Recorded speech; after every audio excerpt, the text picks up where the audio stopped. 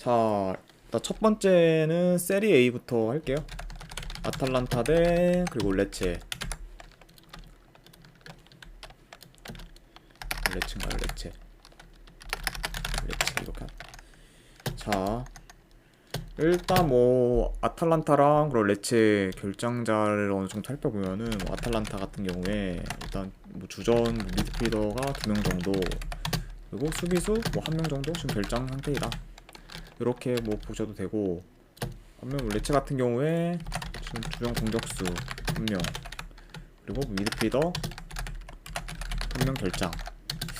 양 팀 다 어느 정도 라인업에 결장 누수가 있죠. 뭐 이런 식으로 일단 뭐볼 수가 있고, 홈에서 지금 아탈란타가 지금 연승 중이죠, 아무래도. 그리고 어느 정도 지금 득점력도 폭발되고 있는 상황. 그러니까 지금 아탈란타 약간 폼이 많이 올라왔다, 이런 식으로 그냥 한번 볼 수 있다. 득점력도 폭발한 상황. 그리고 이제 레체 같은 경우에는 원정 성적은 또 근데 그렇게까지 나쁘진 않아요. 물론 뭐 패나 무가 되게 많긴 한데, 그래도 뭐 막 엄청 지거나 그러질 않으니까.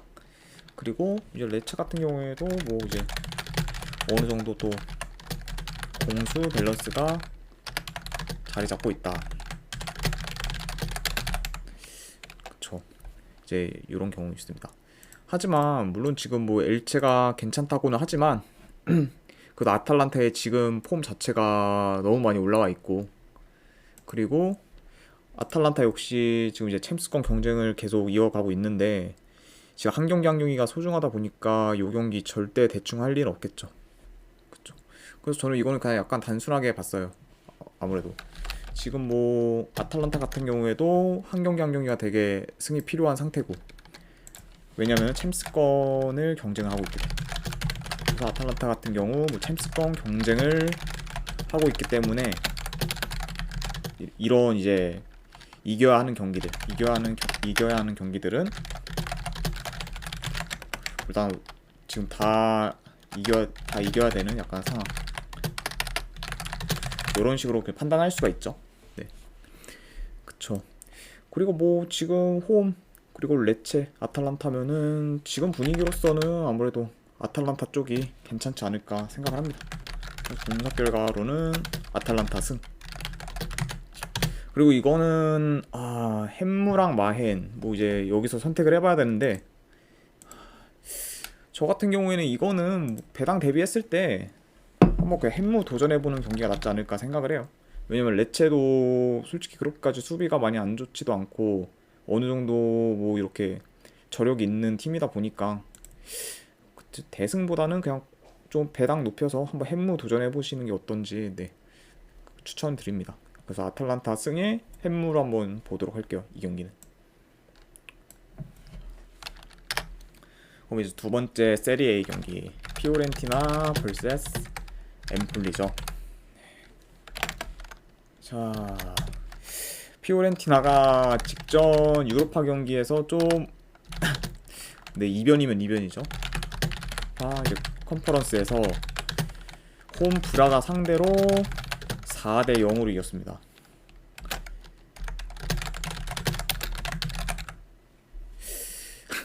네, 저도 뭐 약간 좀 깜짝 놀라긴 했는데, 어쨌든 뭐 홈에서 브라가가 되게 그래도 강한 팀인데, 그럼에도 불구하고 피오렌티나가 좀 대이변의 결과를 만들어냈어요. 그러다가 이제 대승을 하고 나서 다시 이제 이탈리아로 돌아와서 엠폴리랑 이제 맞붙긴 하는데, 근데 이게 제가 항상 보는 것 중에 하나가, 이런 국제 대회를 하고 난 직후 경기는 선수들의 그런 체력적인 부담이 생각보다 훨씬 커가지고, 심지어 원정 경기를 뛰었는데 이제 다시 홈으로 돌아가는 그런 팀들 같은 경우에는 더더욱 체력적인 이슈가 좀 클 수가 있다.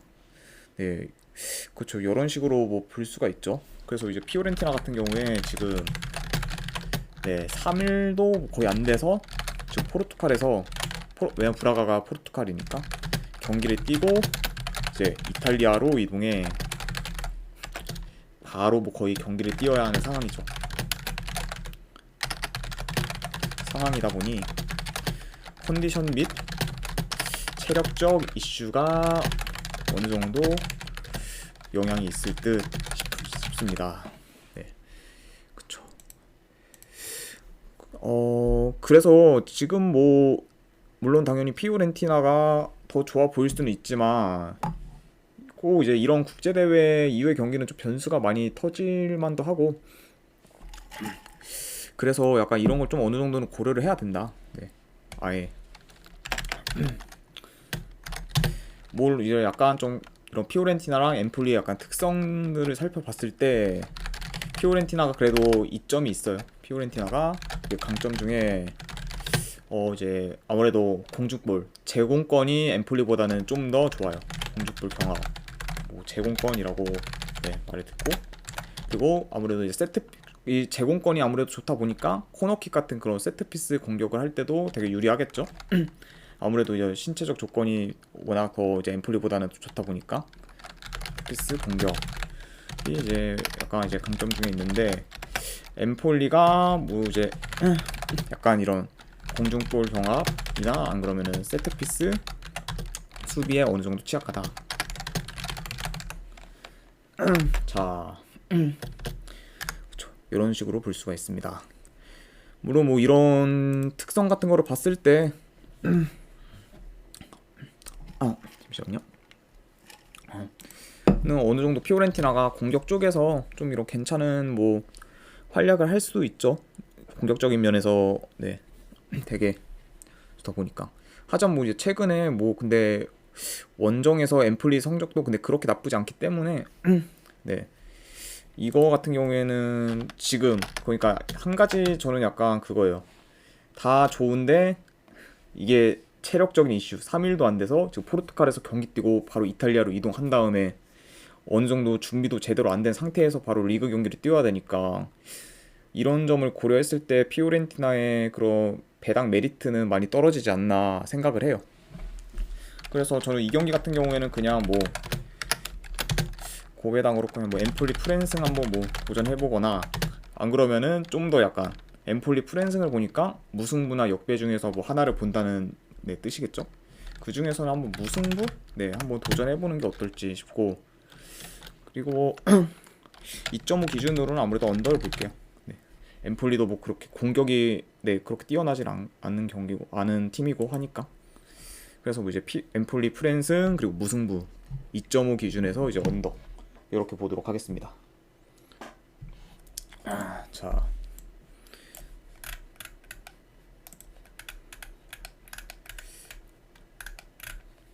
그 다음에 이제 세 번째 세리에 경기죠. 살레르 대 라치오 경기. 자, 일단은 뭐 라치오 같은 경우에 지금 이제 부상자 중에서 득점 1위 결장자가 있습니다. 자카니 선수가 지금 결정을 했어요. 아무래도 핵심 스코어러 선수이다 보니까 좀 타격이 크죠. 그리고 뭐 또 결장자를 한 명 뭐 주전 수비수 중에서도 뭐 한 명 결장이다. 네, 이렇게 볼 수가 있고, 그리고 뭐 살레르 같은 경우에 주전 수비수 네, 2명 결장. 네, 이런 식으로 이제 볼 수가 있습니다. 아, 그리고 이런 결장자 이슈 이런 거는 다 이제 최근 라인업과 비교했을 때를 네, 뜻합니다. 왜냐하면은 뭐 이제 그 시즌 전에 뭐 부상당하거나 안 그러면 시즌 초기에 부상당한 그 선수들은 다 제외를 했어요. 왜냐면 최근 경기력 그리고 그런 최근 라인업과 비교를 했을 때 이런 부상자의 유무가 의미 있으니까 네, 그래서 이런 식으로 그냥 네 했고 자, 어쨌든 그 다음에 이제 라치오도 이제 피오렌티나와 마찬가지로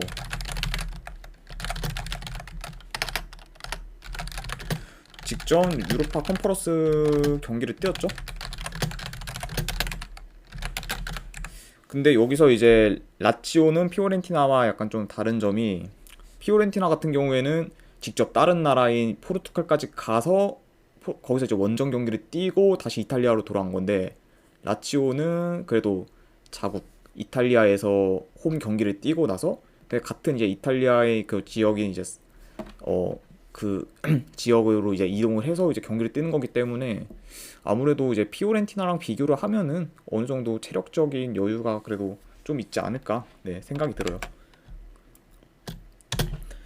그러다 보니까 이제 피오렌티나와 뭐 다른 점은 약간 홈에서 뛰었다. 홈에서 뛰고 그리고 이제 같은 자국 나라에서 이제 다시 이동을 하는 거니까 체력적 부담은 아까 앞에 말했던 피오렌티나보다는 좀 비교적 좀 부담이 덜하다, 이렇게 볼 수도 있죠.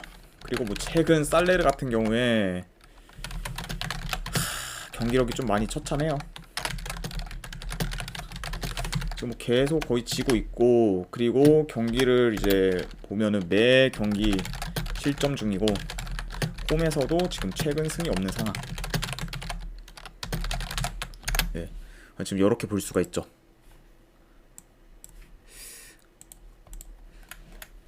잠시만요. 네.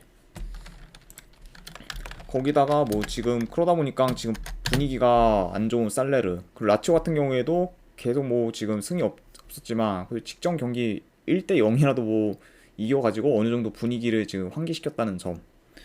그리고 라치오 역시 아까 위에서 언급했듯이 아탈란타랑 마찬가지로 챔스권 경쟁 중이기 때문에 이 경기도 뭐 반드시 잡으려고 하지 않을까 생각을 합니다. 게다가 지금 라치오 입장에서는 상대가 가뜩이나 약팀인데 분위기도 안 좋은 살레르다 보니까 이 경기 뭐 어떻게든 뭐 똥줄 승으로라도 이기지 않을까 생각을 해요. 그래서 일단 뭐 분석 결과 라치오 승이고, 고배당으로는 그래도 햄무 가져가 보는 게 낫겠죠. 아무래도 라치오 그 홈도 아니고 원정이고, 게다가 최근에 뭐 득점력이 많이 죽은 상태다 보니까 대승보다는 약간 좀 1점 차? 1점 차 정도 약간 승을 예상을 하고, 2.5 기준으로는 네, 오바를 볼게요. 아무래도 라치오도 원정에서 그렇게 수비가 좋은 것도 아니고, 살레르도 어느 정도 한 골 정도를 만약에 넣는다고 가정을 했을 때는 네, 언더보다는 오버 스코어가 조금 더 보이지 않을까 생각을 합니다. 그래서 이제 이 경기 같은 경우에는 라치오 승, 그리고 고배당으로는 햄무 한번 가져가 보시는 거 네, 권해드리고, 그리고 언오바는 2.5 기준 오바 보도록 할게요.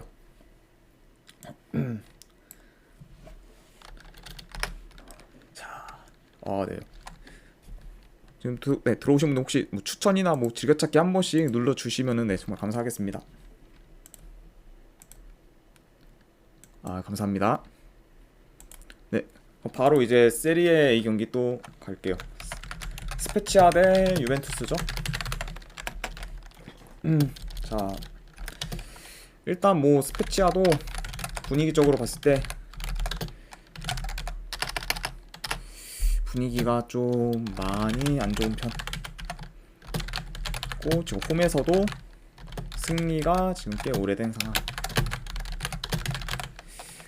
이거를 또 찾아보니까 지금 스페치아 같은 경우에는 세리에 A 리그 기준으로 작년 9월이 마지막 승이다, 지금 이렇게 보여지거든요.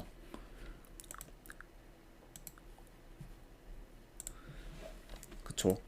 그러다 보니까 작년 9월이면은 거의 한 5개월 가까이 지금 홈에서 승리가 없어요. 그만큼 지금 좀 많이 안 좋은 상황이고, 뭐 이제 유벤투스 같은 경우에 지금 유벤투스가 원정이다 보니까 이런 원정 경기력이나 뭐 이런 데이터 같은 거를 찾아보면은 나폴리한테 그 5대1로 대패한 경기를 제외하고 나서는 뭐 이제 지금 수비력이 굉장히 안정적인 상태입니다. 그렇죠. 그러니까 나폴리한테 5대1로 대패한 거 빼고는 최근 경기 다 원정에서 일단 다 클린시트를 했을 거예요. 그렇죠. 계속 그냥 뭐 1점도 안 주고 계속 지금 클린시트 중이고, 심지어 그리고 원정에서 계속 득점을 이어가고 있죠. 그러다 보니까 계속 이기는 경우가 발생하고, 그러면서 뭐 이제 꾸준히 득점 중. 근데 유벤투스도 지금 뭐 승점이 삭감된 입장에서 그래도 지금 뭐 챔스 갈 수 있는 유일한 방법이 유로파 리그 우승이긴 하지만 그래도 리그 자체를 아예 놓을 수는 없는 상황이죠. 네. 계속 일단 그래도 최대한 이길 수 있을 때까지 이겨서 그래도 국제 대회 티켓 하나 정도는 지금 따야 하는 상황이니까 이 경기로 뭐 포기하진 않을 것 같아요. 봤을 때. 잠깐만요. 그리고 이제 스페치아 같은 경우에도 뭐 수비가 그렇게 좋은 팀이 아니기 때문에 네, 뭐 계속 꾸준히 뭐 실전 중이다. 예, 이렇게 이제 판단을 할 수가 있고 결국에 이제 원정 경기력이 되게 좋은 그냥 유벤투스 그리고 지금 이제 홈에서 많이 경기력이 안 좋은 지금 스페치아 그리고 상대 정적 또한 지금 유벤투스가 압도를 하고 있습니다. 또 최근 5경기 지금 전승. 그쵸. 그러니까 뭐 이런 지금 최근의 경기력 분위기 그런 지표 같은 게 다 유벤투스 쪽을 향하고 있고 유벤투스가 뭐 한 가지 뭐 굳이 뭐 약간 좀 반전을 약간 좀 뭐라고 해야죠? 변수라고 하면은 그래도 직전 경기 낭트와의 경기가 치러진 지 얼마 안 돼서 체력적인 이슈? 뭐 요거 빼고는 지금 분위기상은 뭐 유벤투스가 네 그래도 무난히 이기지 않을까 생각을 합니다. 그래서 이거는 분석 결과 유벤투스 승. 그리고 2.5 기준으로는 이걸 뭐 굳이 보면은 오바보다는 아무래도 언더 쪽을 보는 게 낫다고 생각을 합니다. 왜냐면 유벤투스가 지금 계속 원정에서 클린시트로 이기고 있으니까 스페치아가 득점을 못하게 된다는 가정하에 그러면은 뭐 약간 유벤투스 혼자 3골 이상 넣지 않는 이상 오바보다는 언더 쪽의 스코어가 더 가깝지 않을까 생각을 해요. 그래서 이거 같은 경우에는 분석 결과 유벤투스 승에 2.5 기준 언더를 보도록 할게요.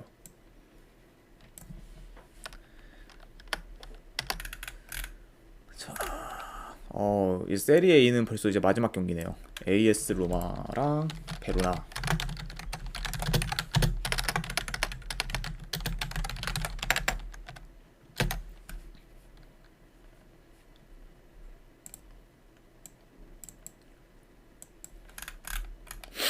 자, AS 로마 베로나. 자, 최근 일단 폼이 좋아요. 베로나가 지금. 저 홈에서도 지금 계속 뭐냐 승을 하면서 패도 없이 지금 잘하고 물론 아직 원정 경기로 뭐 그렇게 썩 좋다고 말하기는 힘들지만 그리고 뭐 직전 경기 잘츠부르크한테 지고 돌아온 로마. 그쵸. 그리고 이제 로마 역시도 지금 변수가 잘츠부르크 원정. 잘츠부르크 지금 원정에서 뛰고 다시 홈으로 돌아오는 거니까 오스트리아에서 뭐 이제 다시 이탈리아로 돌아오면서 좀 체력적인 이슈가 크지 않을까. 게다가 경기도 지금 뛰는데 간격도 일정도 지금 너무 좀 살인적이고 그래서 뭐냐 아까 뭐 언급했듯이 피오렌티나와 뭐 마찬가지로 오스트리아에서 경기를 뛰고 3일 만에 바로 경기를 뛰기 때문에 체력적인 이슈가 어느 정도 있을 것이다.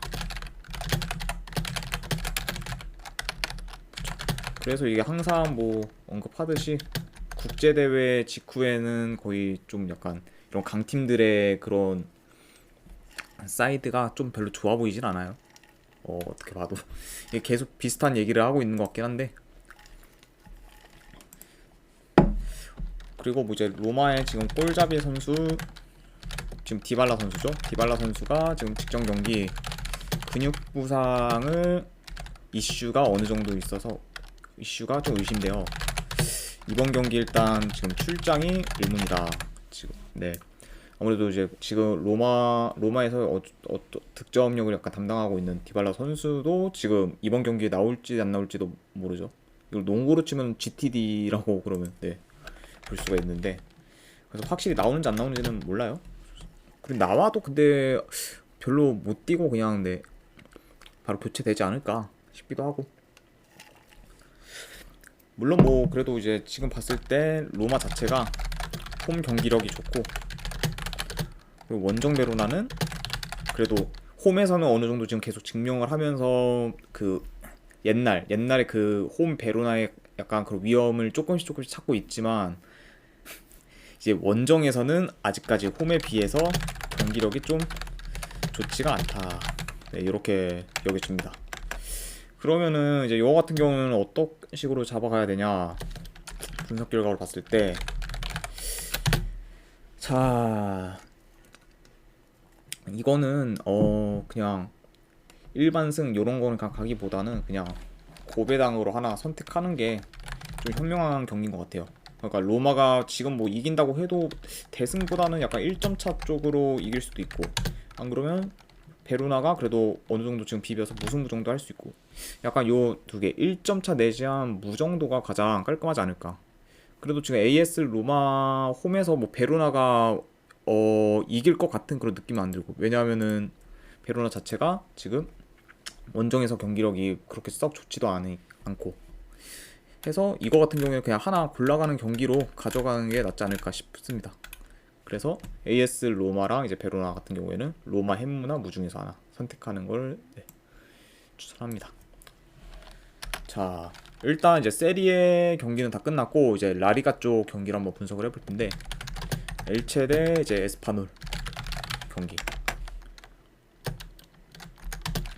자, 일단 엘체랑 이제 에스파놀 양 팀의 팀 내 득점 1위 선수가 지금 결장을 하죠. 이거 봤을 때 지금 엘체 같은 경우에는 비알레알전 직전 이제 홈에서 이제 해트트릭이랑 이제 밀라 선수가 지금 결장을 하고, 그리고 에스파놀은 이제 호셀루 선수 지금 거의 두 자릿수 이상 득점을 하고 있어서, 에스파놀의 어찌 보면 좀 실질적인 공격 담당인 호셀루 선수가 지금 결장을 합니다.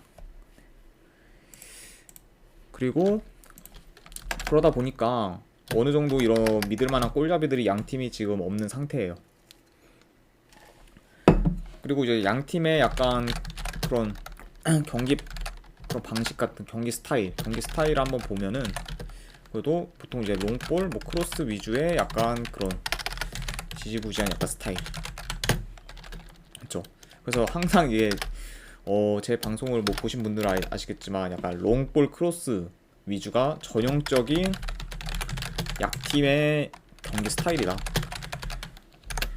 왜냐면 이제 어느 정도 이제 그런 롱볼이나 크로스라는 게 결국 좀 확실한 공격보다는 어느 정도 약간 좀 운에 맡기는 그런 공격 방식으로도 볼 수가 있죠. 왜냐면 이제 뭐 확실히 하려면은 뭐 진짜 선수마다 뭐 패스가 어느 정도 잘 되면서 뭐 이렇게 뭐 침투도 하고 뭐 이렇게 페널티 박스 안까지 해서 뭐 이런 식으로 계속 공격을 하는 방향을 말하는데, 롱볼과 크로스 위주면은 결국 크로스 뭐 어느 날에 뭐 잘 올리고 어느 날에 못 올리고 뭐 이러면은 그 선수 컨디션에 따라서 그냥 이제 공격이 뭐 잘 될 때도 있고 안 될 때도 있고, 이런 약간 기복이 심한 그런 공격 형태이기 때문에, 그렇죠, 이런 경기 스타일을 가진 팀들을 대부분 뭐 약팀이라고 볼 수가 있죠. 그렇죠. 그래서 뭐 일단 뭐 이렇게 봤을 땐 두 팀 다 전형적인 약팀의 경기 스타일이다.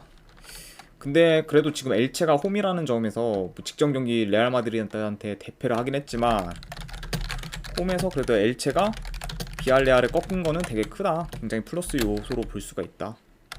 꺾으면 홈에서는 그래도 좀 어느 정도 기대되는 정도다. 그쵸.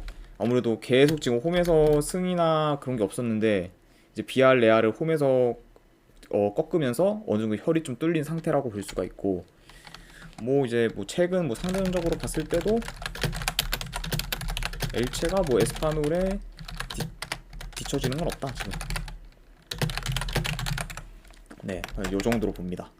그래서 뭐 최근 한 3경기에서 그 엘체가 뭐 1승 2무 정도로 어느 정도 우세도 하고, 그리고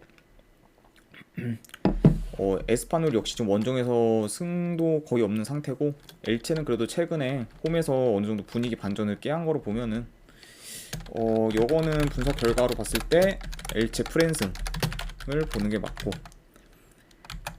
그리고 2.5 기준으로는 언더 볼게요. 왜냐면 일단 가장 큰 게 아무래도 핵심 공격수들이 다 결정을 한 게 좀 크고, 그리고 이런 롱볼 크로스 위주의 스타일, 그 약팀끼리 붙을 때는 이런 스타일의 약간 팀들끼리 붙을 때는 거의 오버보다는 언더 쪽 스코어가 나는 경우가 되게 많아가지고, 네, 그래서 이건 2.5 기준은 언더 볼게요. 그래서 엘체 프랜승에다가 2.5 기준 언더를 보도록 하겠습니다. 자, 경기가 많네요, 아주. 자, 다음 이제 라요랑 세비야. 자, 일단은 먼저 경기를 보기 전에 세비야 같은 경우 지금 최근 라인업과 비교해 결장자가 좀 많은 상태예요. 그쵸. 그래서 이거를 뭐 한 대충 어느 정도 본적으로 보면은 뭐 최근 라인업과 비교했을 때 주전 수비수 뭐 2명, 그리고 미드필더 1명, 결장 1명 등 뭐 지금 결장하고 있다. 뭐 그 외에 뭐 벤치 자원도 뭐 한두 명 정도 지금 결장, 네, 소식이 어느 정도 들려오니까 네, 그렇기도 하고. 그래도 뭐 직전 경기 뭐 세비야도 지금 이제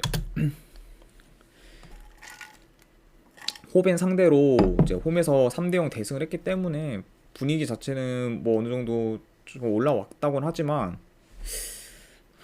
지금 뭐 그래도 일단 뭐 어느 정도 별로 쉬지도 못하고 경기를 뛰고, 그리고 지금 홈 세비야랑 원정 세비야는 되게 극과 극이거든요. 약간 좀 마요르카 느낌인데, 마요르카도 홈에서는 뭐 계속 이기지만 원정에서는 계속 패하고, 그래서 지금 세비야도 약간 그 마요르카랑 지금 비슷한 형태, 홈이랑 원정이랑 너무 경기력 간격차가 크다, 이렇게 볼 수가 있어요. 네. 그래서 네, 그러니까 한마디로 그냥 원정 세비야는 지금 믿을 만한 팀이 아니다, 그 말을 해주고 싶은 거예요. 반면에 지금 라요 같은 경우에는 부상자 딱히 없이 풀라인 없다, 네, 이렇게 볼 수가 있고, 여기서 이제 공격적인 면에서 한번 살펴보면은 뭐 살펴볼 점은 그래도 라요가 이런 강점 중에 그렇죠, 중거리 슛이 그래도 어느 정도 좋죠.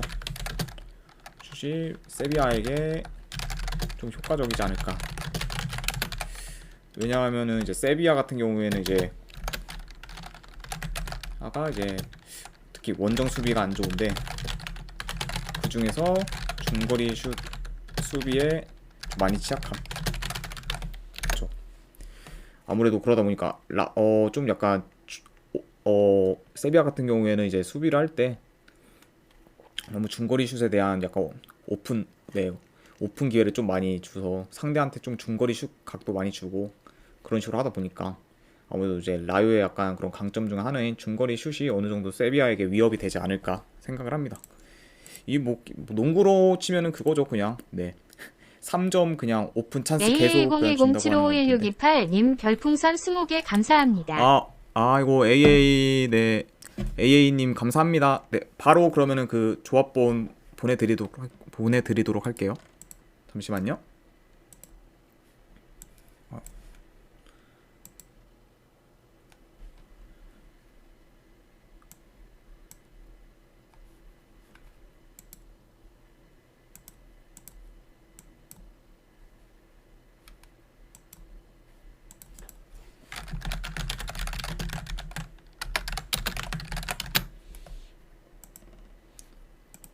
네, 보냈습니다. 감사합니다. 네, 잘 왔는지 한번 확인 한번 부탁드릴게요. 그리고 이거 만약에 그 쪽지를 받았을 때 그 이제 보관함에 안 왔을 경우에는 한번 스팸함도 확인해 보시기를, 네, 권장드려요. 어쨌든 뭐 계속 진행하겠습니다. 네, 흐름 끊겨서 네, 죄송합니다. 네, 바로 갈게요. 자, 큰필003님 별풍선 20개 감사합니다. 아이고 1003님 감사합니다. 네, 바로 보내드리도록 할게요. 입이 왜 말이 계속 꼬이네요. 잠시만 기다리세요. 왜 여기로 오나?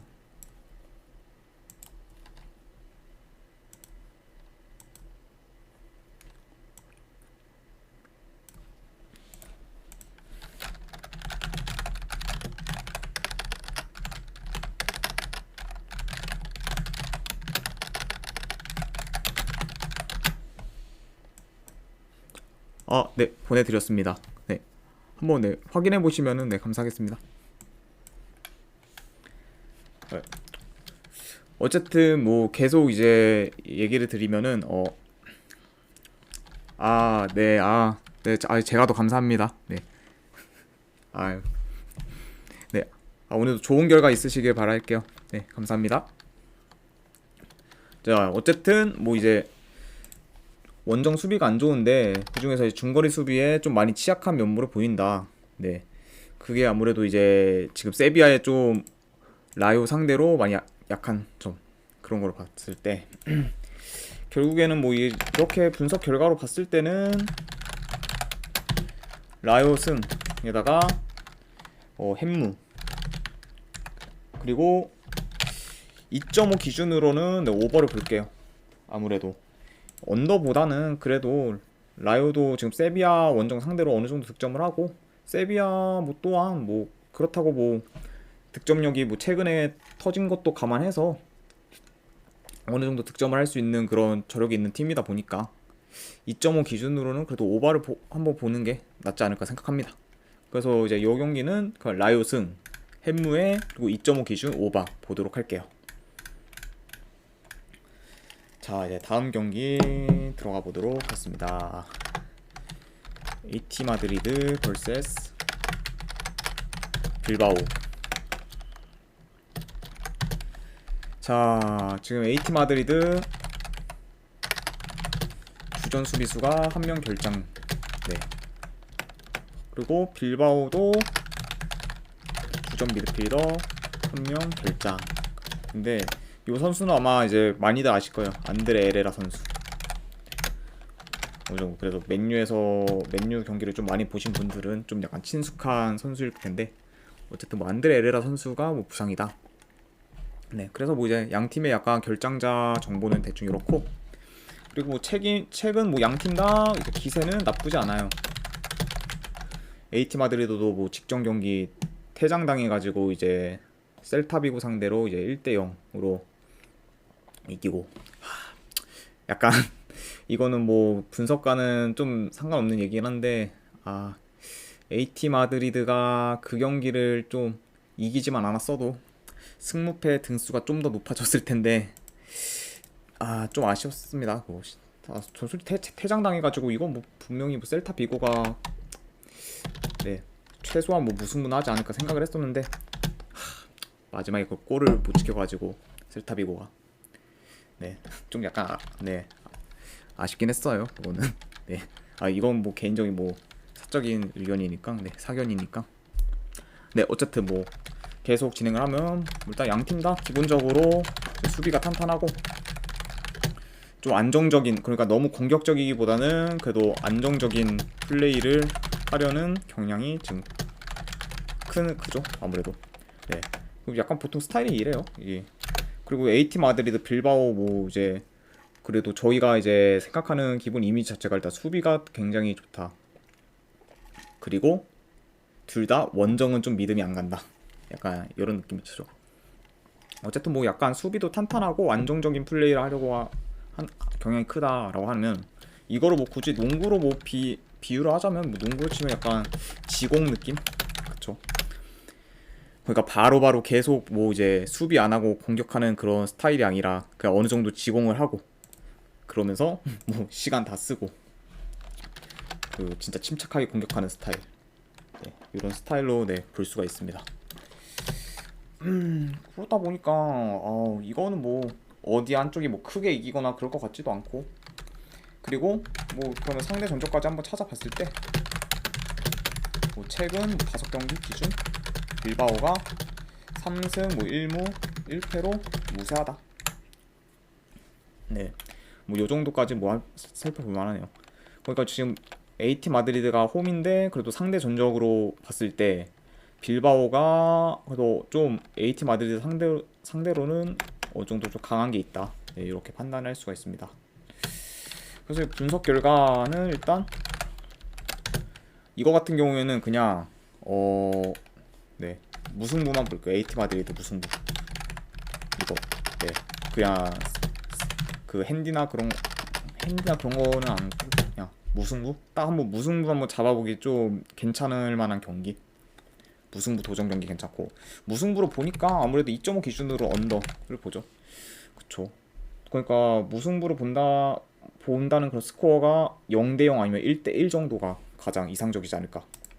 2대2는 약간 힘들 것 같고, 0대0 1대1 사이에서 거기서 이제 무승부 한번 노려볼 만한 경기로는 좀 어느 정도 적합하지 않을까 생각을 합니다.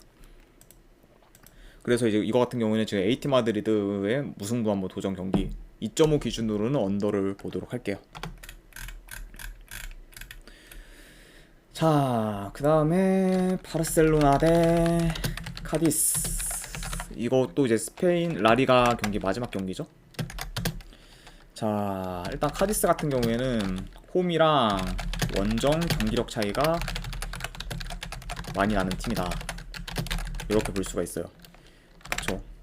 그러니까 지금 카디스 같은 경우에는 홈에서는 거의 지질 않고 있어요. 지금 뭐 승아니면 무승부. 왜냐면 홈에서는 되게 수비가 단단하고 되게 진짜 실리축구라는 그런 팀인데, 이 팀도 뭐 마찬가지로 원정만 가면은 좀 이제 수비에서 좀 기복이 있는 편이다. 네, 이렇게 볼 수가 있어요. 물론 뭐 마요르카나 뭐 그런 홈이랑 원정이랑 완전 딴판이다 뭐 요런 팀은 아니긴 한데, 그래도 카디스도 어느 정도 홈이랑 원정이랑 경기력 차이가 좀 심하다. 네, 이렇게 볼 수가 있죠. 그리고 바르셀로나 같은 경우에는 뭐 그냥 홈 원정 상관없이 기본적으로 일단 수비 자체가 지금 탄탄한 편. 그쵸. 이거를 약간 증명을 할 수 있는 게 바르셀로나의 그런 경기 그런 결과를 봤을 때 클린시트가 굉장히 좀 많은 편이에요. 그쵸. 그러니까 수비를 진짜 빡세게 한다는 게 그냥 이제 경기 볼 때도 어느 정도 느껴지고, 그리고 이제 키퍼도 안정적이고 하다 보니까 지금 그래서 바르셀로나 같은 경우에는 뭐 굉장히 수비도 탄탄하고 공격도 되고 공수 밸런스가 되게 지금 좋은 팀이다 볼 수가 있죠. 그리고 뭐 이제 결장자를 한번 약간 살펴보면은 뭐 바르셀로나 같은 경우에 최근 라인업이랑 비교를 했을 때 주전 수비수 1명, 그리고 주전 공격수 뭐 1명 정도 뭐 결장 예상, 네, 이런 식으로 볼 수가 있고, 카디스 같은 경우에는 주전 수비수 1명이 뭐 결장 지금 네 할 수도 있다. 이거 결장이라고 하는 것 같겠다. 결장. 그쵸. 그래서 뭐 이제 약간 네 라인업 누수는 대충 요 정도로 네 판단을 하시면 되고, 그리고 일단 근데 이제 아무래도 원정 카디스 같은 경우에는 좀 역습에 대한 수비가 좀 많이 취약하고, 그런데 바르셀로나가 그래도 역습 자체가 굉장히 뭐 좋기 때문에 역습 수비가 좀 약간 취약한 원정 카디스 상대로는 좀 이런 역습 자체가 좀 바르셀로나가 그러니까 골을 넣는다 했을 때 역습으로 어느 정도 좀 재미를 보지 않을까 생각을 해요. 않을까 뭐 싶습니다. 그쵸. 그러다 보니까 뭐 이제 바르셀로나 같은 경우에도 뭐 이제 물론 바르셀로나도 경기를 뛰었어요. 그 직전에 이제 맨유와의 경기에서. 그러다 보니까 어느 정도 체력적인 뭐 소모가 있을 수도 있지만, 그래도 바르셀로나는 뭐 이제 홈에서 뛰었기 때문에 뭐 그렇게 이동 거리에 제약을 받지 않는다. 그래서 바르셀로나 승에 와인 승까지 보도록 할게요. 자, 입니다. 그리고 이제 맨유랑 이제 레스터 이제 프리미어 리그 경기를 마저 이제 진행을 할게요. 자, 일단 최근 양팀 분위기상 이제 득점력도 지금 물이 오른 상황. 그쵸. 레스터 같은 경우에도 지금 뭐 에스턴 빌라 원정에서 뭐 4점 넣고 이런 식으로 계속 하다 보니까 지금 득점 자체도 물이 올랐고, 맨유도 뭐 지금 계속 득점은 꾸준히 많이 넣고 있기 때문에 뭐 직전 바르샤 경기에서 2점 정도 역시 넣고 하다 보니까, 그래서 지금 전체적으로 양 팀 다 지금 공격력이 아주 물이 오른 상태다. 네, 이런 식으로 볼 수가 있어요. 그쵸. 하지만 지금 맨유 입장에서 봤을 때 전체적으로 지금 결장자가 좀 많은 상황이에요. 그쵸. 자, 일단 뭐 카세미로 같은 경우에는 그 저번에 어디냐 크리스탈 팰리스와의 그 경기에서 그 이제 선수 목을 아마 잡은 것 때문에 3경기 정도 결장으로 지금 예상이 되고, 그 중에서 이제 카세미로 결장, 그리고 최근에 이제 그 바르셀로나의 경기에서 안토니 선수의 그 어느 정도 부상 이슈 때문에 안토니 선수도 지금 결장이 좀 약간 뼈 아플 듯 싶네요 보니까. 그쵸. 이 두 선수 다 맨유의 좀 어느 정도 주요 옵션이기 때문에 맨유 입장에서는 좀 많이 취약하지 않나 싶습니다. 라인업상으로는. 자, 거기다 지금 맨유가 이건 뭐 또 다시 설명을 해드려야 되는데, 한 3일도 안 된 채 이제 바르셀로나 원정에서 경기를 뛰었어요.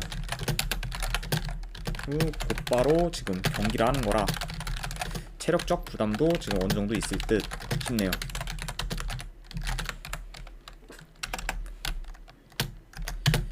그래서 이제 약간 여러 가지 요건, 부상자랑 그리고 이런 지금 원정에서의 체력적 부담, 그리고 지금 레스터도 지금 어느 정도 상승세기 때문에 이거를 섣불리 맨유 쪽으로 보기는 약간 좀 부담되지 않을까 싶어요.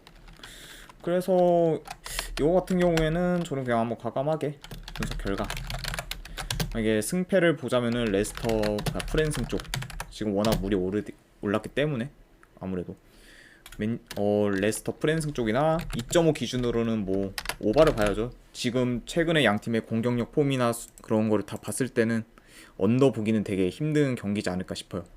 진짜 뭐 운 안 좋게 뭐 언더가 뜨면 뭐 어쩔 수 없긴 한데, 그래도 되게 뭐 둘 다 어느 정도 공격적이지 않을까 싶어요. 게다가 뭐 수비도 레스터는 뭐 별로 좋지도 않고, 그래서 이거 같은 경우는 뭐 레스터 프랜승 2.5 오바 어느 정도 난타전으로 흘러가지 않을까 생각을 합니다. 자, 다음 경기가 토트넘 대 이제 웨스트햄이죠.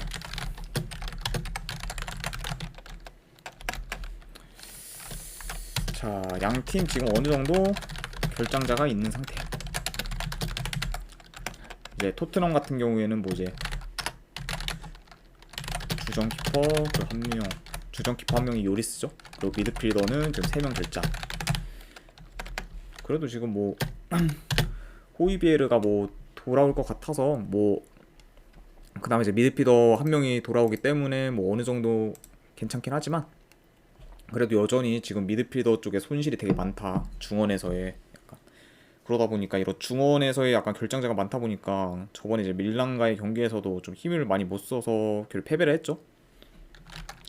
뭐 양 팀 다 뭐 경기력 자체가 좋진 않긴 했지만 네, 어쨌든 웨스트햄도 그리고 이제 원정도 뭐 별로 썩 좋진 않아요. 그리고 이제 토트넘 역시도 지금 미드필더들이 부상이 많기 때문에 역시 미드필더 부상자가 많다 보니 좀 딱 믿음이 안 가는 상황이다. 약간 이런 식으로 볼 수가 있네요. 그리고 뭐 여기서 한 가지 더 추가를 하면은 뭐 웨스트햄 같은 경우 지금 원정에서는 매 경기 뭐 실점 중이다. 네, 그쵸. 요거까지도 한번 뭐 살펴볼 만한 포인트다 봅니다. 그쵸. 그래서 요거 같은 경우에는 확실히 이제 뭘 가기보다는 그냥 고배당으로 한번 결과 그래도 토트넘 쪽을 보고요. 굳이 본다면 그냥 이거는 근데 토트넘 승보다는 그냥 햄무 한번 도전해보는 경기 나쁘지 않아 보이고, 그리고 2.5 기준으로는 오버를 볼게요. 왜냐면 일단 웨스트햄 자체가 일단 원정에서 계속 실점을 하기 때문에 토트넘이 어느 정도 득점을 한다고 가정을 해보면은 그래도 언더스코어보다는 오버스코어로 좀 나올 가능성이 어느 정도 있지 않을까 생각을 합니다. 그래서 토트넘 승, 그리고 햄무, 그리고 2.5 기준으로는 오버 보도록 할게요. 근데 솔직히 별로 끌리진 않아요. 네. 그냥 뭐 굳이 보자면은 뭐 그래도 토트넘이 원정 웨스트햄보다 조금이나마 더 낫다가 이런 느낌이니까 네, 참고하시면 되고요. 자, 이제 분데스리가죠. 우니온 베를린이랑 이제 샬케 04. 자, 일단 지금 샬케가 진짜 이게 진짜 운이 좋다고 해야 하는지 지금 3경기 연속 클린시트인 상태예요. 그쵸. 이제 뭐 메넨글라드바흐 홈에서도 지금 클린시트를 했고, 불프스부르크한테도 최근 이제 무실점으로 잘 막아내고, 물론 불프스부르크에서는 뭐 불프스가 페널티킥을 받긴 했는데 그거를 실축을 하는 바람에 운 좋게 클린시트를 하긴 했지만, 어쨌든 뭐 결과적으로 지금 3경기 연속 샬케는 클린시트를 하면서 네. 네, 어느 정도 좀 큰 성과를 보고 있어요. 실점적인 면에서.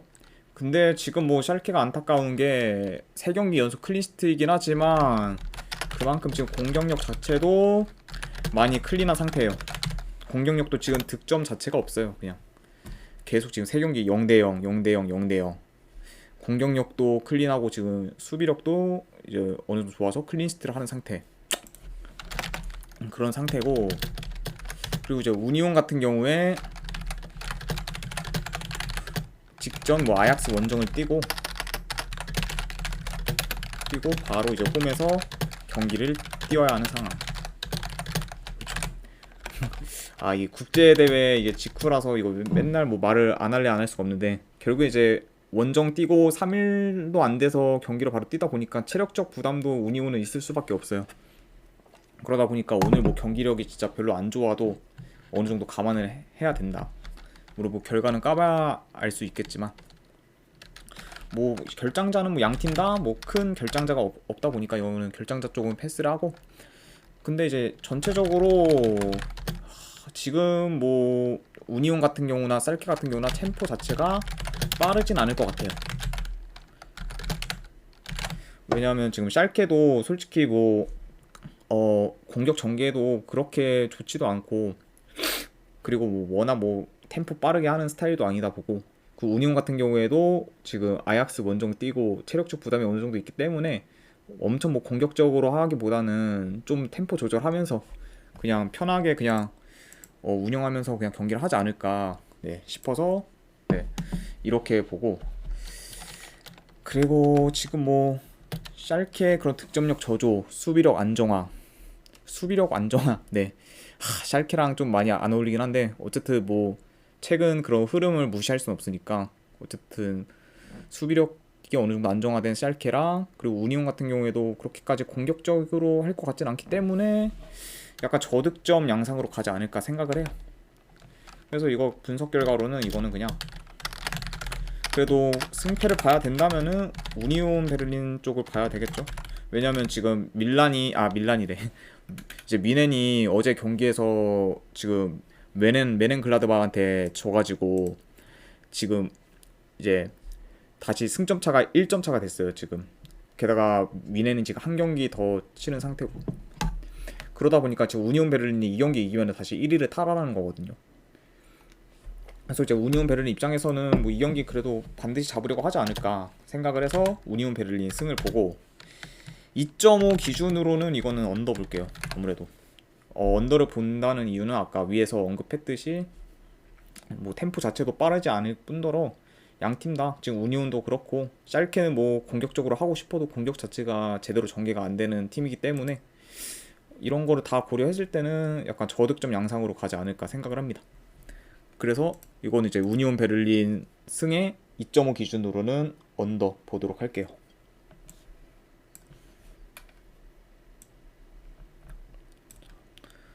네.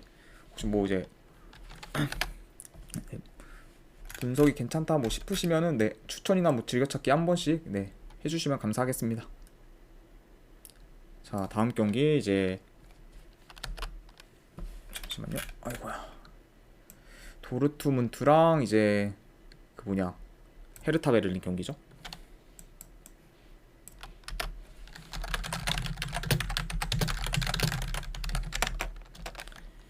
자, 도르트문트 대 헤르타 베를린. 전체적으로 지금 봤을 때 일단 도르트문트가 주도하면서 일단 경기 진행이 될 것처럼 보여요. 그쵸. 도르트문트가 뭐 이제 홈에서는 뭐 유독 더 볼 점유를 하면서 그런 식으로 이제 계속 공격 전개를 해 나가기 때문에, 게다가 헤르타 베를린이 뭐 볼 수유가 좋은 팀도 아니고 그러다 보니까 전체적으로 점유하는 팀은 도르트문트가 될 것 같다, 그렇게 보고. 근데 이제 지금 약간 또 헤르타 베를린이 홈에서 메넨글라드바흐를 직전 경기 이제 4대2로 이기면서 그 안 좋은 분위기를 어느 정도 만회를 했어요. 뭐 헤르타 베를린이 그래도 직전 경기에서 메넨한테 대승을 했지만 원정에서의 그런 수비력이 좀 많이 불안하기 때문에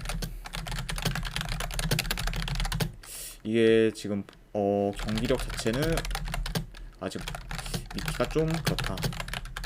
그쵸. 그쵸. 일단 홈에서는 증명을 어느 정도 했지만 아직 원정에서는 좀 약간 의문보호기 때문에 이것도 뭐 섣불리 헤르타 쪽에 그런 괜찮다고 보기는 좀 힘들지 않을까 생각을 합니다. 그쵸. 그리고 양 팀 다 어느 정도 득점은 할 것으로 예상이 됩니다.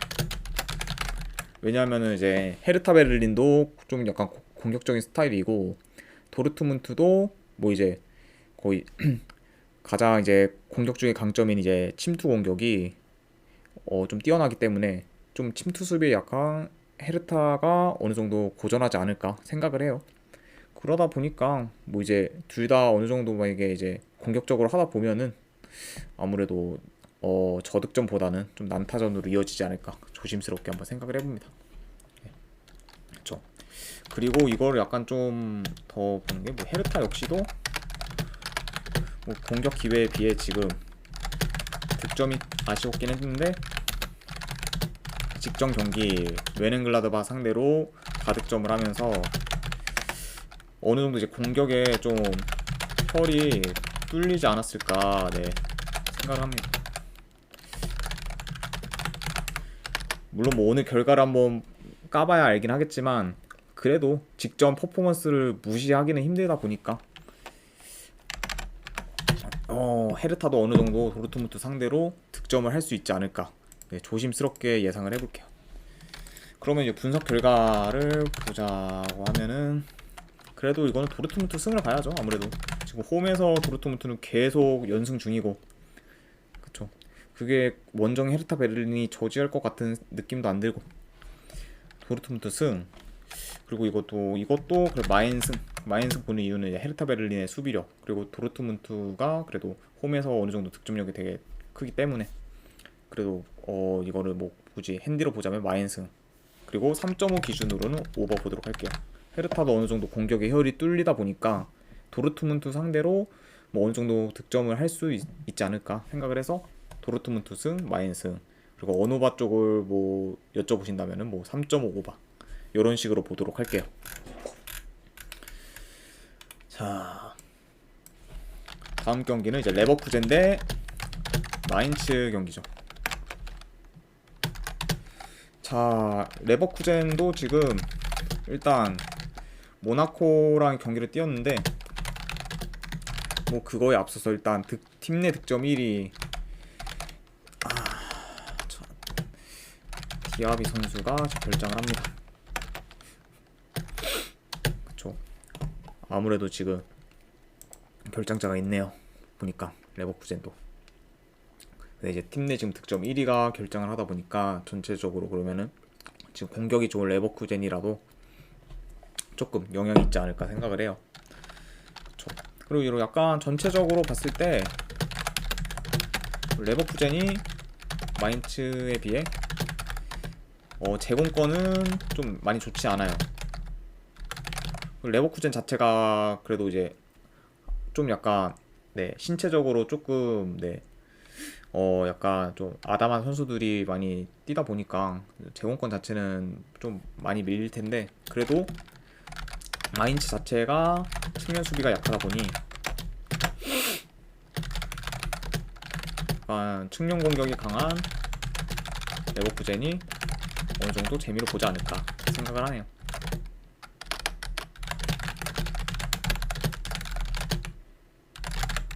그쵸. 그러다 보니까 일단은 뭐 그러면 세트피스 쪽에서는 마인츠가 좀 더 강점이 있을 수 있겠지만 측면 약간 그런 공격적인 면에서 봤을 때는 그래도 레버쿠젠이 어느 정도 괜찮지 않을까 생각을 해요. 그쵸. 그리고 뭐 이제 최근 원정에서 마인츠가 좋지도 않기 때문에 홈에서 뭐 레버쿠젠이 3연패를 뭐 당할 것 같지도 않고 해서 일단은 이거 같은 경우에는 그냥 분석 결과 레버쿠젠 승에 그냥 고배당으로 햄무 가져가는 경기로 네, 요 정도로만 그냥 볼게요. 레버쿠젠 승에 고배당으로는 햄무.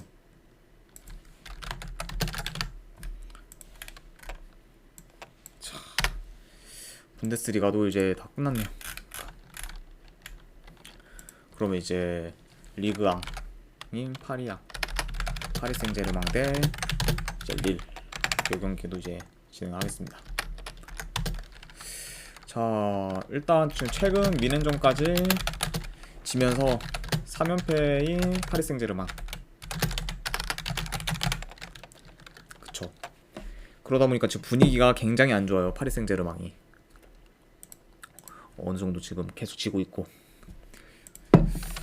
그리고 지금 릴도 분위기가 나쁘지 않고, 그리고 지금 양팀 경기 스타일이 어느 정도 지금 굉장히 비슷하거든요.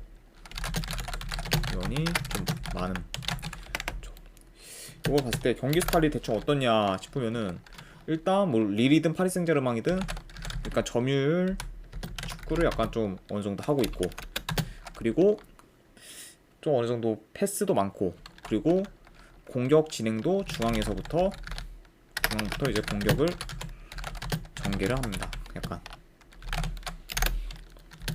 이런 약간 비슷한 그런 경기 스타일을 가지고 있고, 자, 근데 이렇게 약간 비슷한 스타일의 그런 경기를 하는 팀들끼리 붙으면은 서로 어떻게 공격할지, 어떻게 그리고 수비를 해야 할지 그 팀이 더 잘 알거든요. 그러다 보니까 그거에 대해서 어느 정도 양팀 다 대응이 되지 않을까, 네, 생각이 듭니다. 자, 이번 시즌에 맞대결에서 이제 릴 자체가 파리한테 한번 대패를 한 적이 있어요. 이번 시즌 그 초기에 이제 뭐 1대7로 대패를 했죠. 그래도 이제 지금 뭐 그때는 뭐 릴이 별로 안 좋긴 했는데, 그래도 그때랑 지금이랑은 양 팀의 분위기가 많이 상반되어 있다.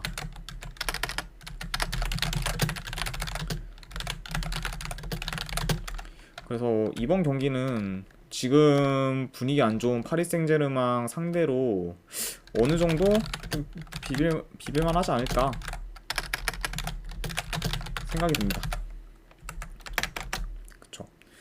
그래서 이것도 뭐 분석 결과 봤을 때 그냥 파리 생제르맹 그냥 무승부, 요거 한번 그냥 무승부 한번 도전해보는 게 어떨까, 네, 싶어요. 그냥 뭐 승패 그런 걸 다 떠나서.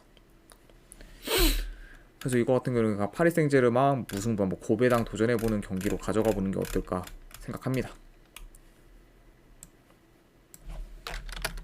자, 아이고야. 그 다음에 이제 로리앙이랑 아작시오 경기.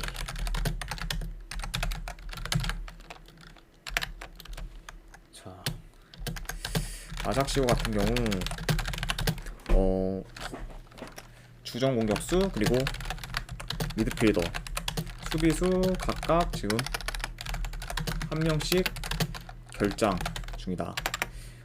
그쵸? 지금 공격 뭐 미드필더, 수비수 뭐 다 각각 한 명씩 결정을 하는데, 그 중에서 이제 팀 내 득점 2위, 공격수도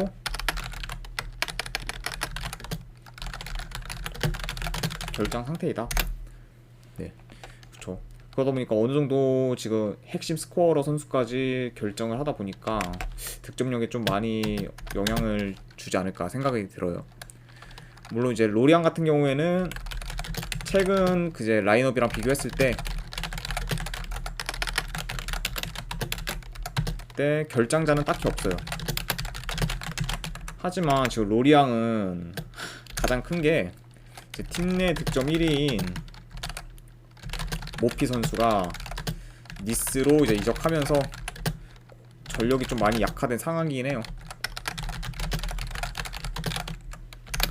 그쵸. 그리고 실제로 이제 모피 선수가 이제 니스로 이적하면서 로리앙의 결과도 좀 많이 안 좋아진 게 눈에 보이고, 공격적인 면에서도 어느 정도 좀 많이 답답한 면도 보이고, 그러다 보니까 지금 뭐 최근 라인업이랑 비교했을 때는 뭐 이제 모피 선수 빼고는 뭐 다 풀라인업이라고 보지만, 그래서 모피 선수의 역할이 너무 컸다. 네, 이렇게 봅니다. 뭐 아작시오의 일단 원정 경기력은 지금 많이 안 좋죠. 좋고 특히 수비. 그래도 지금 요런 원정 아작시오 가장 거의 지금 최악이라고 보는데, 그런 아작시오 상대로 공격력이 약한 로리앙이 어느 정도 그래도 득점은 하지 않을까, 조심스럽게 한번 생각을 해요. 그리고 이제 아작시오 같은 경우에 이제 지는 경기는 거의 대패라는 경우도 되게 많아요.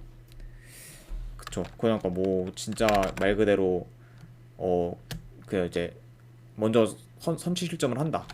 그러면은 그냥 뭐 수비도 다 이제 정신을 놔버리는 경우도 많고, 그러다 보니까 이제 대패하는 경우도 되게 많고, 약간 이 팀의 약간 특성이라고 봐야 되나, 이거 안 좋은 쪽으로. 그러다 보니까 일단 분석 결과로는 당연히 로리앙 승을 볼게요. 물론 지금 공격력이 믿음이 안 가는 그런 로리앙일지라도 지금의 원정 아작시오보다는 로리앙이 좀 더 괜찮지 않나 싶고, 마인승이랑 햄무, 보통 저 요런 경기는 약간 햄무 한번 도전해보는데, 이거는 그냥 네 로리앙 승만 볼게요. 왜냐면 아작시오 자체가 네 그냥 아까도 말했듯이 원정 경기력도 안 좋고, 그리고 지는 경우도 거의 대패라는 경우가 되게 많아요. 그러다 보니까 이거 뭐 한번 아작시오가 깨지면은 뭐 계속 대량 실점도 할 수 있지 않을까 생각을 해요. 이거 로리앙 승이고, 2.5 기준으로는 이거는 내 어느 방 그냥 패스하고 그냥 딱 이거 로리앙 승 하나만 볼게요. 네. 왜냐면 이게 진짜 아작시오가 어떻게 하냐에 따라서 어느 바가 되게 달라질 것처럼 보이거든요. 그러니까 아작시오가 그냥 이제 수비적으로 완전히 뭐 선취 실점을 해서 그냥 예전 그냥 전 경기처럼 그냥 이제 계속 그냥 수비를 그냥 좀 정식줄 놓듯이 한다. 그러면은 로리앙이 오히려 대승할 수 있어서 오바로 날 가능성도 충분히 있고, 아니면 뭐 지금 로리앙 공격력도 많이 믿기가 힘들기 때문에 그냥 아작시오 상대로 어느 정도 뭐 똥줄승을 하는 경우일 수도 있고, 그러다 보니까 언더 오바는 이거 잡기가 좀 굉장히 까다롭다고 봐요, 제가 봤을 때. 그래서 이거 분석 결과로는 로리아 승 이렇게 하나만 보도록 할게요.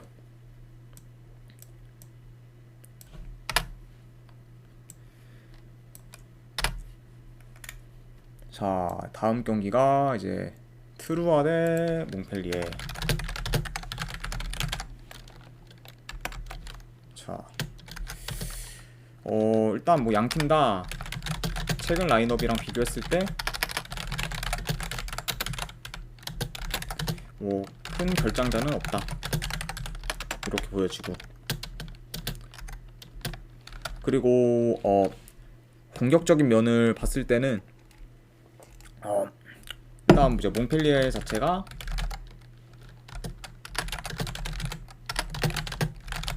중거리 슛이 이제 트루아가 좀 수비하기 어려워한다. 그러니까 이 말이죠. 아무래도 이제 몽펠리에 뭐 약간 공격적인 강점 중에 하나가 중거리 슛인데, 트루아가 이렇게 중거리 슛 수비하는 데 있어서 좀 많이 약한 모습을 보인다. 그러다 보니까 이거는 어느 정도 몽펠리의 그 공격 루트 중에 하나인 중거리 슛이 트루아한테 효과적일 수도 있다. 네, 이런 식으로 지금 바라보고 있습니다. 그리고 뭐 이제 일단 봤을 때 양팀 다 볼 소유를 좀 어려워하는 경향이 많아요. 아무래도. 그래서 볼 소유를 어려워하니까 중원에서 거의 그냥 뭐 서로 그냥 뺏고 뺏는 그런 진흙탕 싸움이 되지 않을까 싶습니다. 그러니까 어느 한쪽이 이제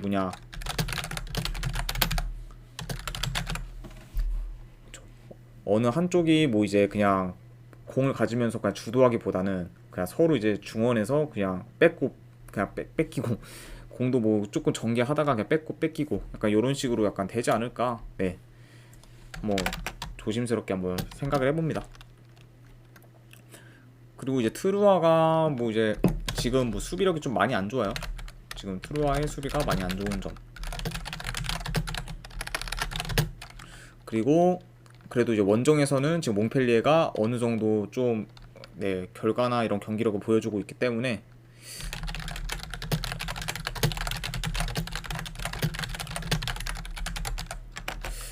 좀 더 낫지 않을까 생각을 합니다. 네. 그래서 이제 요거로 다 봤을 때는 분석 결과 일단은 뭐 몽펠리에 승을 보고요. 고배당으로는 아무래도 햄무 보도록 할게요. 그리고 근데 몽펠리에 승 자체도 되게 배당이 높기 때문에 뭐 그냥 고배당으로 막 도전하실 분들은 뭐 몽펠리에 승도 뭐 괜찮고, 아니면 그냥 네 아싸리 뭐 2점 차 이상의 대승까지는 없을 것 같다 하면은 뭐 햄무도 나쁘지 않아 보이고. 그리고 2.5 기준으로는 네, 오버 보도록 할게요. 이거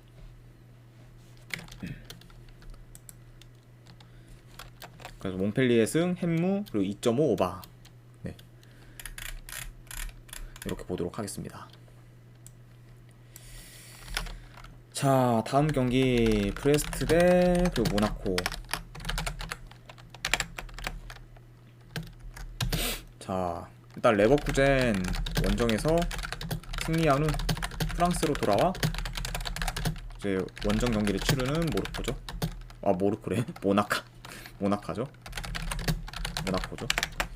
죄송합니다. 말이 헛나와 버렸네요.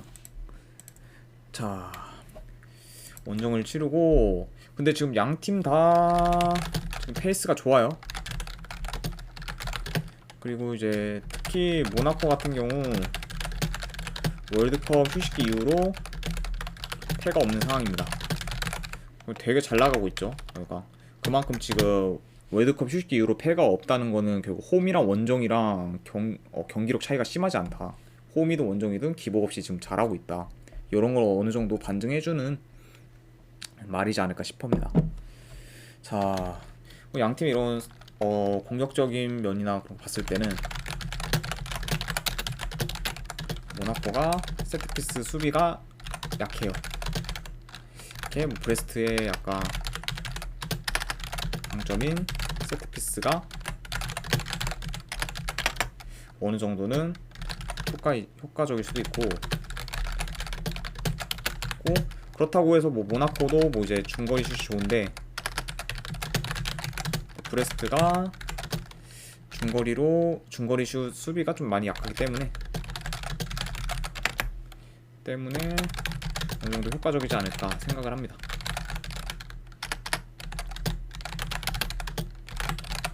그러니까 이제 이렇게 제가 말을 하는 게 결국에는 이제 지금 브레스트든 모나코도 이제 공격적인 강점으로 봤을 때 서로 효과적인 공격이 있다 이렇게 보고, 왜냐면 브레스트도 이제 세트피스 공격이 강점 중에 하나인데 그게 이제 모나코가 세트피스 수비가 약하다 보니까 세트피스로 이제 득점할 가능성이 어느 정도 있고, 그리고 모나코 역시 중거리 슛이 좋은데 브레스트가 이제 중거리 슛 수비가 많이 약하기 때문에 모나코도 그래서 중거리 슛으로 어느 정도 골 맛을 볼 수 있지 않을까. 그래서 이런 식으로 네, 생각을 해봅니다.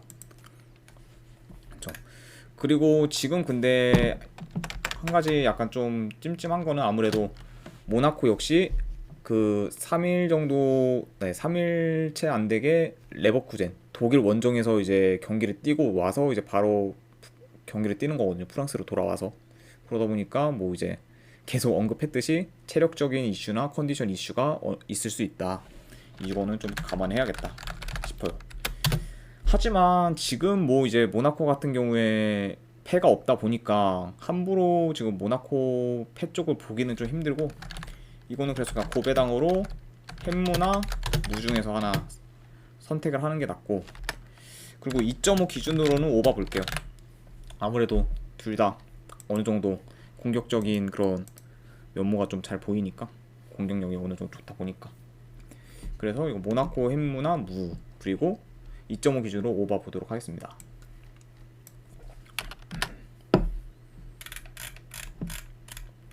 자, 그리고 이제 리그왕 이제 마지막 경기 툴루즈랑 마르세유. 자, 최근 지금 홈에서 4연승 중이죠. 툴루즈 굉장히 지금 홈에서 좋아요. 그리고 원정에서 지금 4연승 중인 마르세유. 양팀 다 지금 아주 상승세입니다. 그쵸. 다 물이 올랐어요 지금. 그리고 이게 뭐야, 상승세인 것 뿐만 아니라 최근 양팀 다 득점력도 물이 오른 상태예요. 이제 툴루즈 같은 경우 지금 공격력 폼이 거의 최상이지 않을까.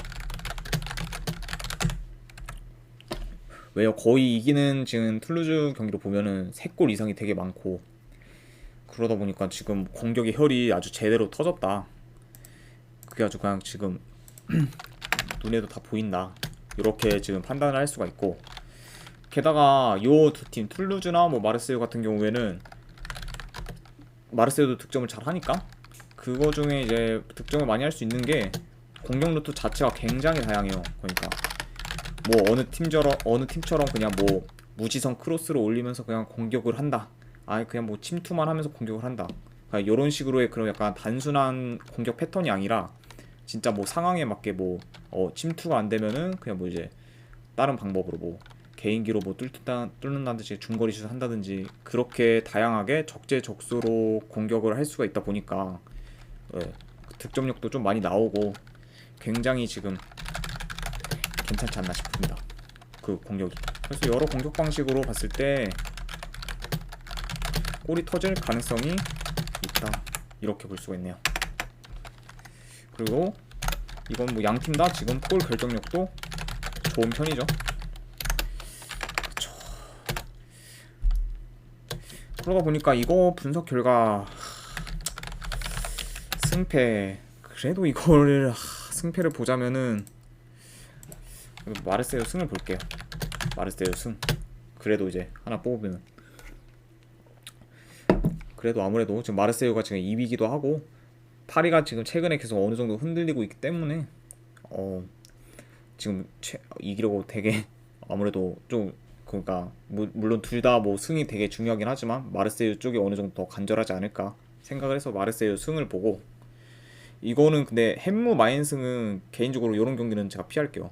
왜냐면은 이게 진짜 다득점이 날 수도 있는 경기이기 때문에 툴루즈가 진다고 해서 뭐 1점 차로 이상으로 질 가능성도 어느 정도 배제할 수는 없기 때문에 그냥 뭐 이거 마인승이다 뭐 그냥 햄무다 이런 거는 패스를 하고, 대신에 이 2.5 기준으로는 오버를 보도록 할게요. 아무래도 양팀 다 공격력도 되게 물이 오른 상태고 공격력 자체도 굉장히 다양하기 때문에 약간 좀 난타전으로 이어지지 않을까 조심스레 예상해 봅니다. 그래서 이거 같은 경우에는 이제 마르세유 승에 이제 2.5 오버 이렇게 보도록 할게요.